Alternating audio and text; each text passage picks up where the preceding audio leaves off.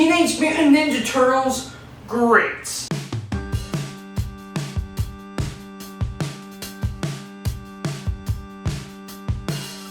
Now, let me tell you, there's a lot of versions of Teenage Mutant Ninja Turtles. So I mean, there's the comic books, which, wow, those are actually really, really dark. I've actually never been into the Teenage Mutant Ninja Turtles comic books, but I have looked up a couple of things just out of interest. The old version, like the 1980s version of Teenage Mutant Ninja Turtles, which, yeah, those Teenage Mutant Ninja Turtles are just goofy, just fun. Those are the ones that everyone loves. And my version of the Teenage Mutant Ninja Turtles that I saw when I first got into it was the 2003 version of Teenage Mutant Ninja Turtles. And my god, how many times am I going to say Teenage Mutant Ninja Turtles in this video?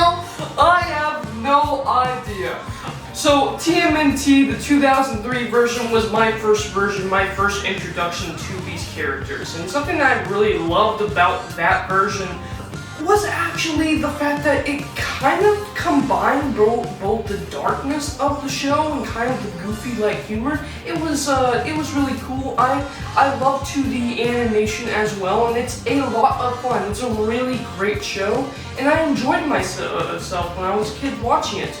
And I mean, who can't forget about that awesome intro episode? I wish I could play it, but I don't want to get copyright. But let me tell you, every single version of Teenage Mutant Ninja Turtles, every single one, has just an absolute awesome intro. It really does. They all have awesome songs to go with the Teenage Mutant Ninja Turtles. And I mean, then of course there's the movies, there's the live action movies, the animated movies. There's a lot of great TMNT out there.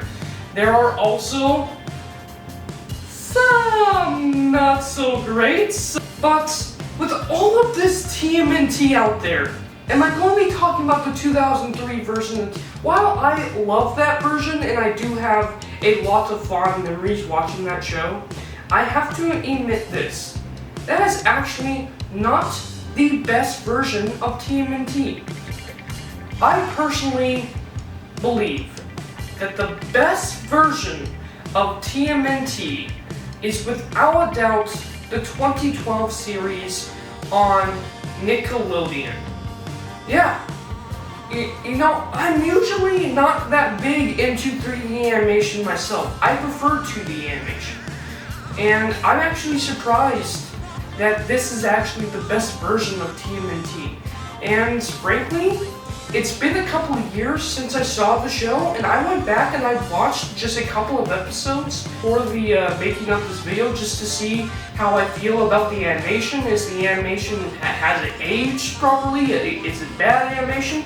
And actually, no, it came out very recently, and it's only a couple of years old now, almost a decade old at this point, and the animation, for what it's worth, the 3D animation still stands up. I'm actually really surprised by that, because 3D animation usually doesn't age well. Like, my god, anyone seen Jimmy Neutron? What makes this version the best version of TMNT is that, honestly, it just combines both the darkness of TMNT as well as the goofy nature of the characters. And it just, honestly, it feels like a classic TMNT. And so, something I really like about the show as well is TMNT always had sort of that vibe, you know?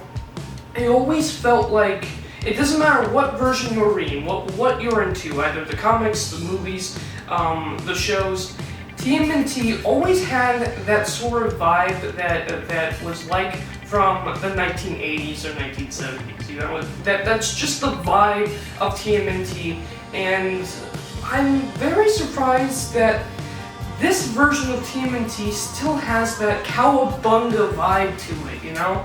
I mean, cowabunga, who says that anymore except TMNT? And I really like the fact that that's just been a part of the series for so long. It just adds to the charm of TMNT, and I really like the fact that this show itself really captures both that as well as the new age of animation as well as the darkness of the show, because TMNT is pretty dark. I mean, you got a bunch of turtles that are literally turned into monsters practically, trained by their master ninja, who was also a human turned into a rat, and fighting the Shredder, which is a guy from Japan out there to kill their sensei because his girlfriend didn't like him. His girlfriend liked someone else. It wasn't even Shredder's girlfriend.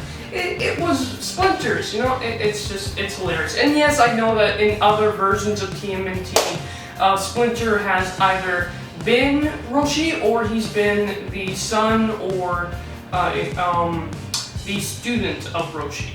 But in this version of TMNT, he is indeed Splinter himself. It actually just adds so much to the show, and something that I really like and appreciate that the show did is the character of Kai. Did I seriously just say Kai? Okay, now I'm talking about Ninjago. Turns out this is a Ninjago video, guys. No, I meant Kurai. The beauty of the YouTube engine, I swear, guys. Who is she? She is the daughter of Shredder. Actually, no. Turns out she was stolen by Shredder as a baby. And her real dad is, of course, Splinter.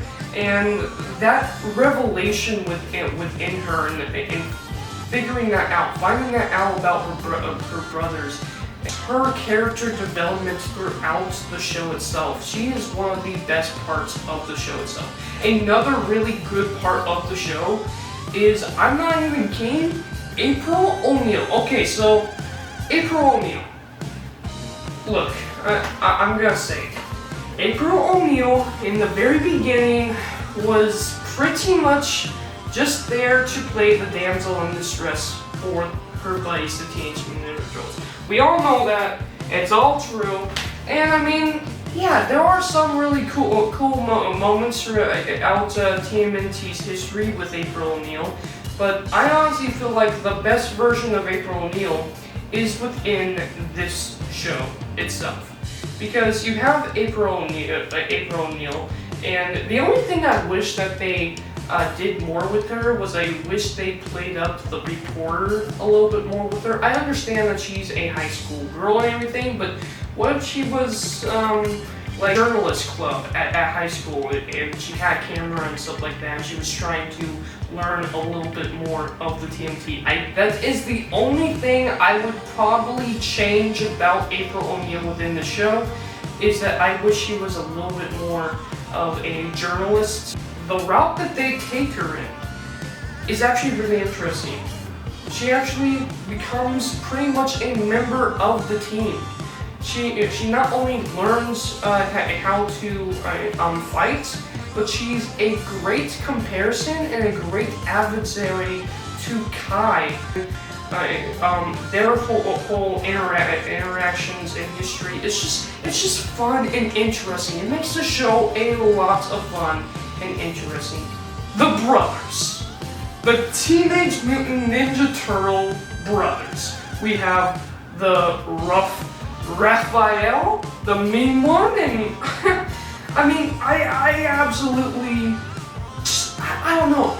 When I was younger, I used to say my favorite Ninja Turtles was probably Leonardo, because I really enjoyed Leonardo's character. But Raphael and Leonardo, they have such great moments throughout this show in particular. I mean, Michelangelo is goofy and crazy, but at the same time, here's the thing about Michelangelo. He's the heart of the team. And that's something that I really like that this show really shows, is that while, yes, he is goofy, he's crazy, he's funny, he's the guy riding on the skateboard, but at the same time, he's the heart of the team. And honestly, without him, you can't have TMNT. You honestly can't. Like, I used to say that Michelangelo before this show, I would say Michelangelo was my least favorite of the TMNT characters. But within this show itself, he has such fantastic moments and he has character growth as well. Yes, he never loses that spark of goofiness, childish nature to him, but he does make mistakes. Like the whole thing of him befriending Dog Pound, to fight Dog Pound as well. And I kind of wish that they kept up the whole rivalry between Mikey and Dog Pound. I guess it really wasn't that necessary, but it did show that Michelangelo was growing as a character.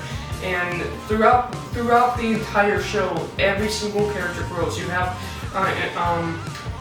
Leonardo dealing with the fact that he is the leader and that pressure that's on him to keep his friends safe. And then you have that whole thing with Raphael dealing with his own anger, but he does love and care for his brothers. And then you have Donatello. Within this show itself, I can't believe this, but Donatello was actually my favorite Ninja Turtle within this show. He's just one of the best characters in this show in particular. You know, Donatello used to be just the guy with a stick, right? But in this show, it really shows his technological advancements. I mean, yeah, we have that in the 2003 version as well, with Donatello being the smart guy. But, I mean, his crush on April and how you can connect to him through a character because of that, and his character development because of that. And then that whole thing about that one guy that found out that the others were Ninja Turtles and wanted to become a Ninja Turtle. He doesn't want to actually see him get hurt, so he decides to train him. And because he trains him, because he takes on that responsibility, it is because of him that he gets mutated. So it's Donnie's fault that he gets mutated. And I mean, then you have April O'Neil's dad.